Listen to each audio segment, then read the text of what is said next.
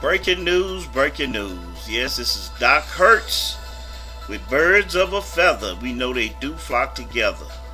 And I want to just talk about some things today that has to do with the Philadelphia Eagles team and Jalen Hurts.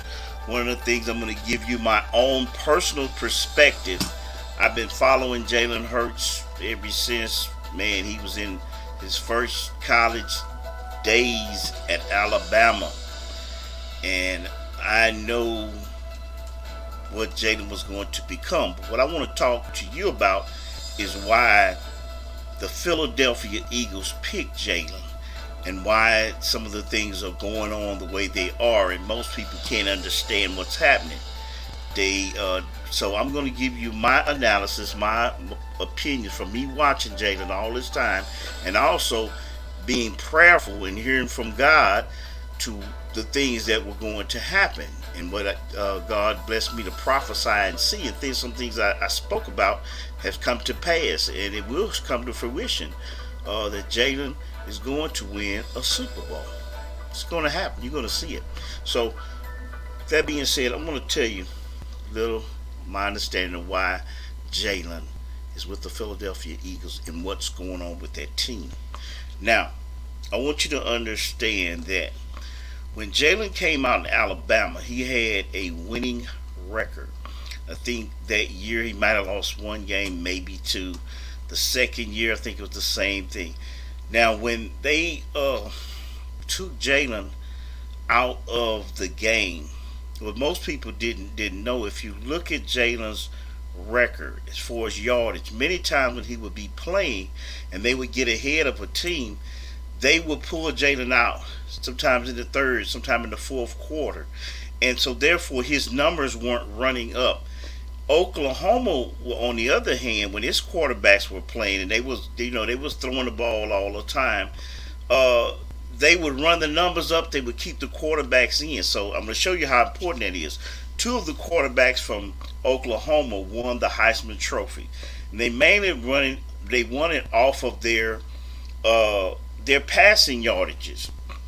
So they went ahead of Jalen into the pros. They were Heisman Trophy winners. So when Jalen was playing in Alabama, they would take him out of the game so his passing yards wouldn't go up. Now all the while it was feeding the narrative that, hey, he's just a runner, but they wouldn't realize that, hey, he not only was a runner, he was a passer, and he was dedicated and committed to the game. So as it goes on, it gets into, I believe it was the halftime of the championship game. And for whatever Nick Saban did, he pulled Jalen out of the game. Jalen was not playing bad. They were not in the lead, but he wasn't playing bad even as they may think. I mean, they might have been down by 10 points. So anyway, they put Tua in the game, saying maybe he was a better passer. But if you notice, a lot of the passes he was getting, he had a lot of drop balls, but they won the game. Jalen was supportive of him, cheered him on. The crowd was so excited because they couldn't understand his spirit, that he was happy for Tua and the team. But remember, Jalen was a team player, regardless of the individual accolades. In his spirit, it's about team. So he was excited to the point so that even when people saying, he's going to be replaced, what are they going to do next year, he still stayed around and he still supported. He says, I'm going to do what I said I was going to do, and he did. So they came out, they played the next year. He stayed on the team. They won. They got to almost the championship game. Tua got hurt. When Tua got hurt in that game, Jalen stepped in right on time and brought him back, and they won. And it was this very team that he got pulled on. And if you go back and check the record, the deficit of what they were behind when Jalen got pulled in the championship was greater than the one Tua stepped in. Now, why am I saying all this? I want you to understand, Jalen was had a better passer rating, better running rate. He was a better teammate, But because the people weren't just really paying attention, they were talking about other stuff. He came in second in the Heisman. Now that was the year before. So now he goes. No, I don't think he came in second that year. Let me get that right. But he was a Heisman, what you call candidate. He goes to Oklahoma, play that year. He brings them back. They were on the verge, and they got back, and he was getting yards. Now I want you to pay attention. He got more yards and for Oklahoma than the two Heisman candidates did when they played for Oklahoma and when they won the Heisman Trophy. Now remember that they won the Heisman Trophy off the yardage pass. He exceeded their numbers, but because Joe Burrow was having a fantastic year in LSU, his numbers was off the chart. Their team was just dynamic, physically, offensively. Even when they played Oklahoma, they beat them. Now, let's fast forward. He gets to the team till they make it to the Final Four. As he's playing and they coming into the Final Four, most people don't tell you, two of his starting players, I believe, got caught with some type of marijuana or some type of drug in their system, but they were suspended. Altogether, it was three of them that could not play. One was a guy on the team. The other two I know were starters. Now remember, you're going into a game that many people didn't even think they could make it. Oklahoma makes it. They get in there. Two of his main guys aren't in the game. He still performs. He comes out second for the Heisman Trophy that year. So here comes the draft. Everybody is looking at who knows what. But I'm going to tell you the reason I believe that Philadelphia picked him. They had already paid Carson Wentz a whole bunch of money. He's one of the top paid quarterbacks, and he was also one of the top paid people, I believe, of the whole league when he got so much money from the Eagles, right? So they couldn't understand why you got a number one guy and you're bringing this guy in. The purpose of bringing him in my opinion, was this. They were looking at a guy that was already in the league, I believe by the name of Taysom Hill for the New Orleans Saints. Taysom Hill was looked at as a dual threat, meaning he could run, he could pass. So much to the Saints would use him, they call him the Swiss Army knife.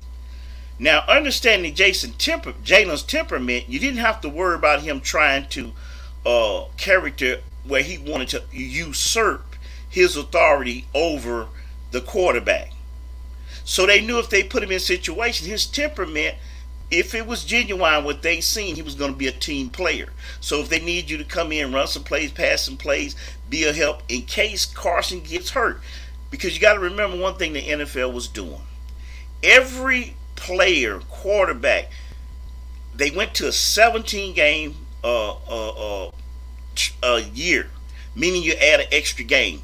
But guys were getting hurt if they went to a 12 game, a 16 game. So it's almost impossible that a quarterback, running back, even pass receivers or even defensive guys are going to go a whole year now without having an injury and having to sit out 1 to maybe 4 games.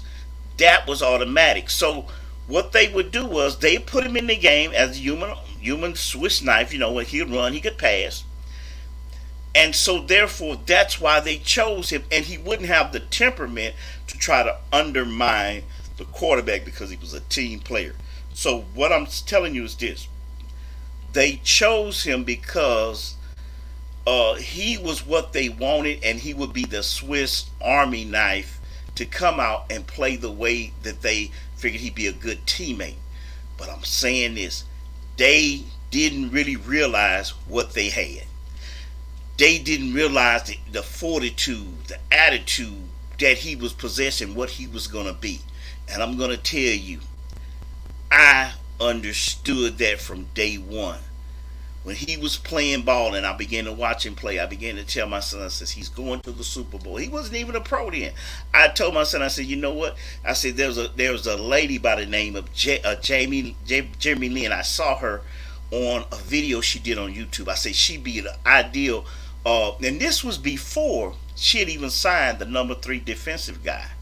I said, she would be ideal for him to go up under her and to uh, be part of her team. I think she'd be an ideal agent for Jalen. This was before they had even talked.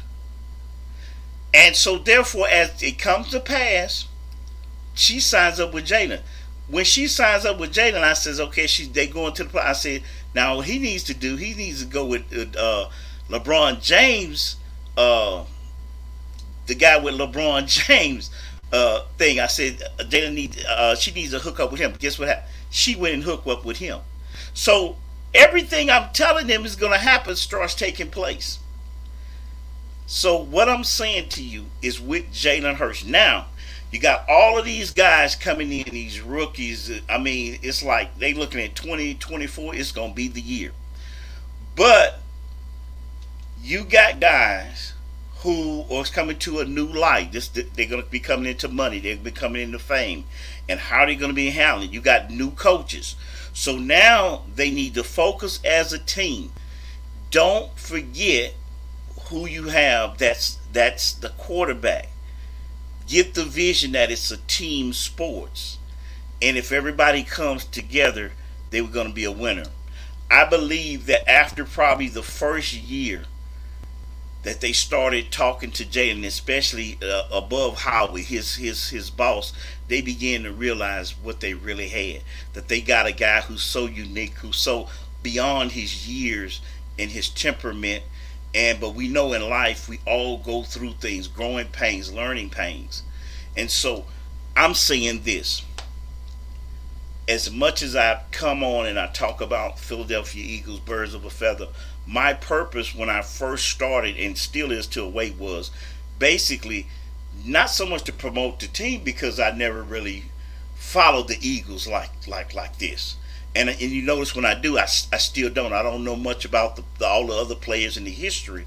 I know enough, but I'm not an Eagles, what you call diehard fan. But I am a supporter of Jalen Hurts, and I believe in him. And so I believe as that culture with the wide receivers and the running backs and it's an idea that team first, bringing that back is going to take them to another level.